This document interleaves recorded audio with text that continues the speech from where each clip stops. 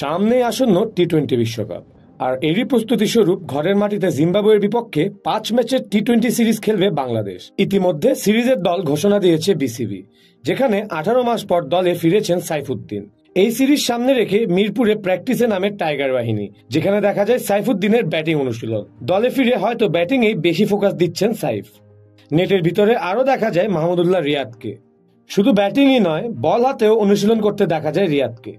বাংলাদেশ দলের নবনিযুক্ত batting coach David হ্যাম্প স্বল্প সময়ে মানিয়ে নিয়েছেন দলের সাথে। আজ প্র্যাকটিস চলাকালীন আফিফ আহমেদকে বুঝাচ্ছিলেন ব্যাটিংয়ের কলা কৌশল। এখন ডেভিড হ্যাম্পের তত্ত্বাবধানে বাংলাদেশ দল কেমন ব্যাটিং করে এটাই দেখার বিষয়।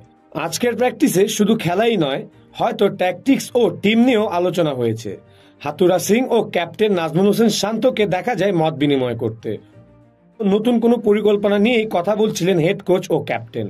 আসন্ন বিশ্বকাপের দল ঘোষণায় এই সিরিজের পারফরমেন্স অনেকটুকুই প্রভাব ফেলবে, এবং এই সিরিজে বাংলাদেশ দল কেমন ফল বের করে আনতে পারে এটাই দেখার বিষয়।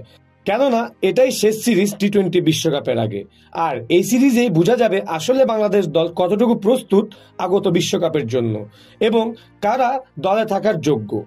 শিহাবুদ্দিন চৌধুরী, স্পোর্টস 24/7।